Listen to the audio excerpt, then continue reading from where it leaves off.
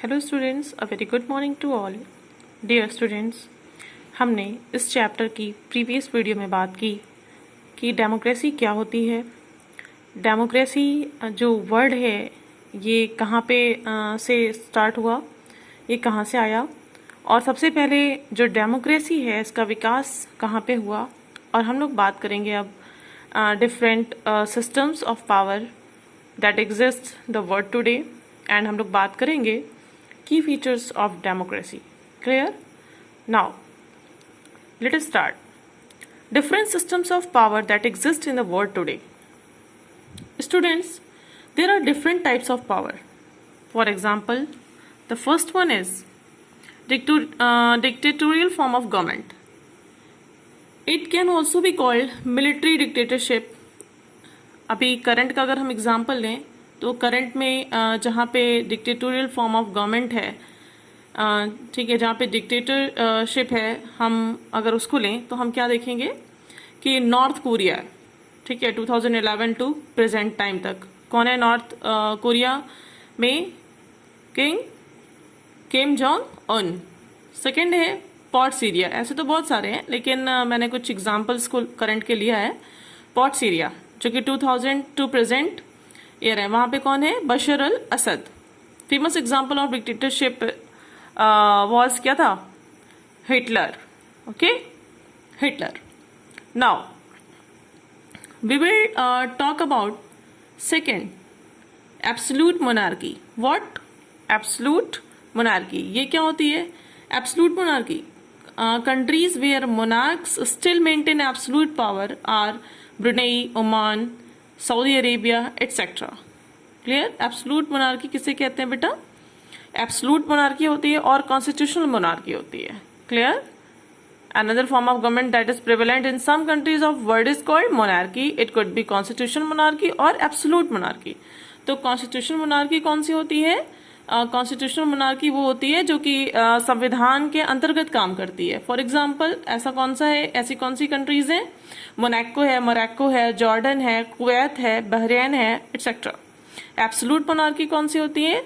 जहां पे राजा बिल्कुल अपने मन से राज करता है और उसके ऊपर किसी का भी नियंत्रण नहीं होता है, उसको एब्सोल्यूट मोनार्की बोलते हैं। Countries where monarchs still maintain absolute power are Brunei, Oman, Saudi Arabia, etc. Clear? Now, students, we will talk about democracy. Clear? Democracy.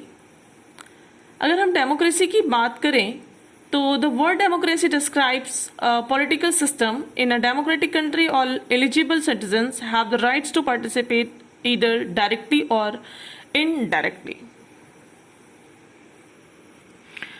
Now we will talk about theocracy. हम लोग किसके बारे में बात करेंगे अब? थियोक्रेसी के। यानी डेमोक्रेसी क्या होती है बेटा? डेमोक्रेसी वो होती है जहां पे जनता को अपना प्रतिनिधित्व चुनने का अधिकार होता है। बट थियोक्रेसी क्या होती है? Theocracy is a religious system of government where religious leader hold power. For example first है इसका example Vatican City, Saudi Arabia, Iran etcetera. Clear?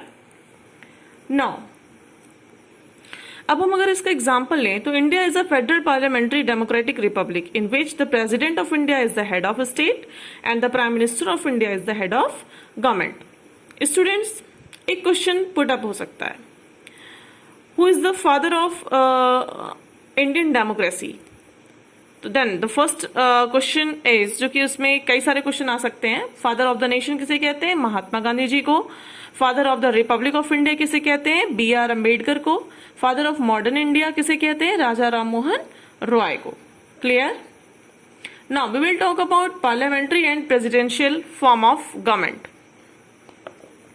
Student, जैसा कि आप इस पेज पे देख रहे हैं, पेज नंबर 183 पे, कि पार्लियामेंट्री फॉर्म ऑफ गवर्नमेंट और प्रेसिडेंशियल फॉर्म ऑफ गवर्नमेंट में डिफरेंस क्या है? President is the nominal head, real head of the government is the prime minister.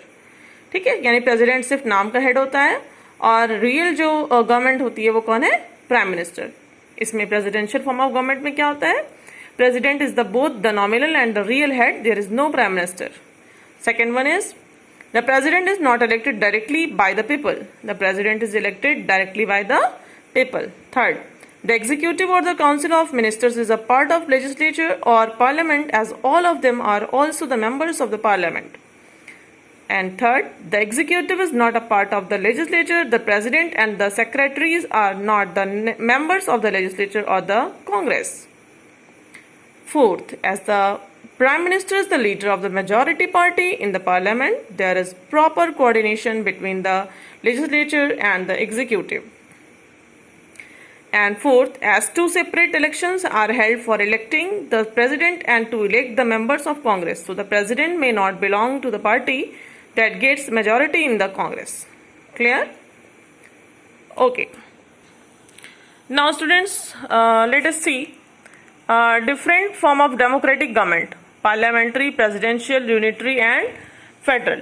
Then unitary form of government, see the points and learn it. Federal form of government, see the point and learn it.